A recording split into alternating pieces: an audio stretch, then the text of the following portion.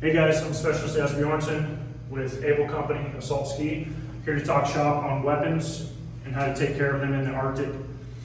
We're going to go over a few things. We're going to talk about weapons maintenance in the Arctic. We're going to talk about how to take care of your optics in the Arctic. And we're going to talk about how to perform functions checks out there. So the first thing I want to talk about is keeping your weapon cold. Whether you're in the military, if you're a civilian out hunting, or if you're law enforcement, whatever you're doing, if you're in the Arctic, we want to keep our weapon at an ambient temperature. Whatever you're going to be operating that weapon at, we want to keep it at that temperature. So if it's -30 out, we want to keep our weapon as close to -30 as we can so that it will perform seamlessly. How to do that is we want to store our weapons outside. If we are staying in a 10-man tent for the Army, if you're staying in a hot tent as a civilian, if you're law enforcement and you're in and out of a vehicle, we want to store weapons outside. If you're in a vehicle, store it in the trunk, whatever you can do to keep it at that temperature. If you bring it inside, it's going to form condensation on it. We call it sweating.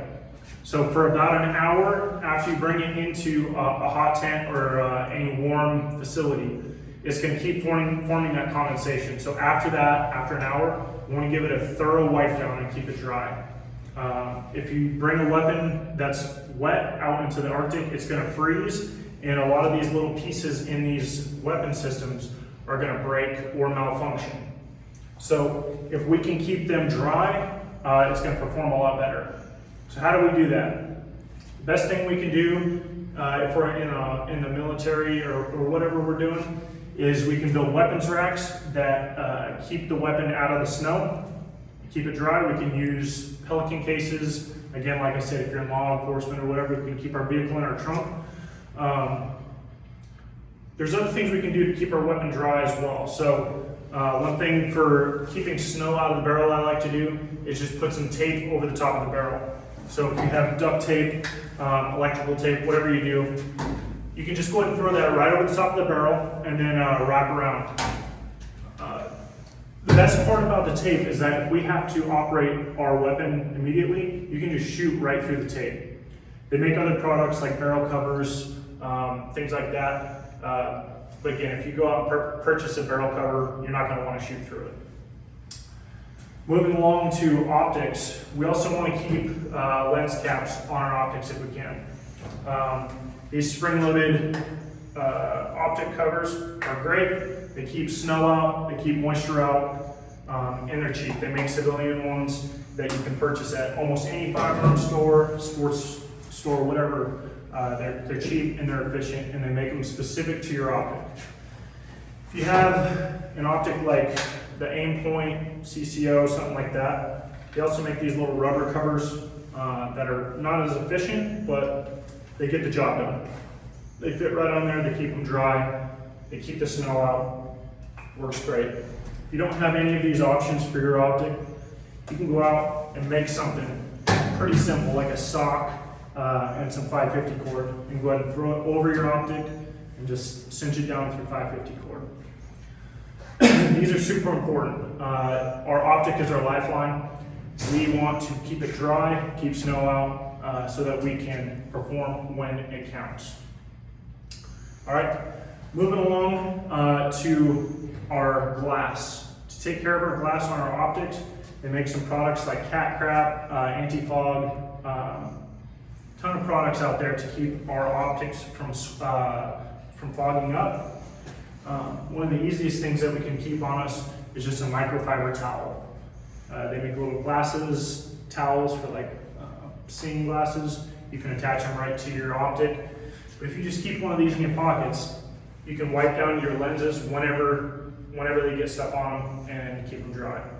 You do not want to use any clothing, t-shirts, anything like that on a magnified optic because they have more potential to scratch your glass. So use an approved lens cleaner to clean those lenses. All right, moving on. So let's talk about functions checks. When you move out to the Arctic, you want to make sure that your weapon is performing seamlessly. So we want to constantly be checking the action on our weapon. When we do this, it shows us that our weapon is performing correctly, how it should. And if there's any ice buildup or whatever, that's going to go ahead and break that ice free from those little parts inside. Again, always closing dust covers, anything we can while we're not using it to keep it dry.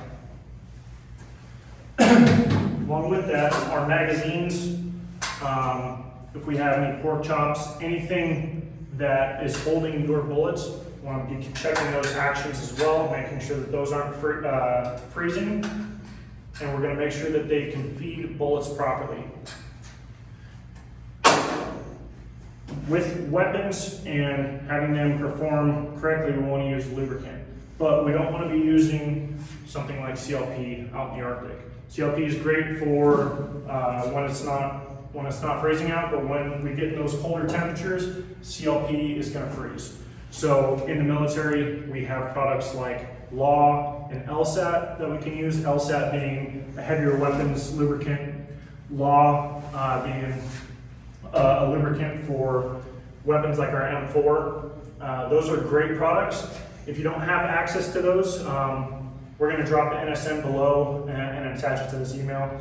But we can use stuff like ATF, which is automatic transmission fluid, or any zero weight motor oil. These products are cheap, they're easy to access, and they work great. The best part about them, they don't freeze in the Arctic. Remember, with lubricants, a little bit goes a long way. So all the moving parts in our weapon systems, we just want to put a little bit and then wipe it off to make sure that it's performing. We need to be growing our knowledge on weapons in the Arctic. We need to be preparing ourselves, preparing our bodies and our minds, because this is going to be a tough winter. Hope you guys learned something. If you already know all this, hopefully that was a great refresher for you. Thank you for your time.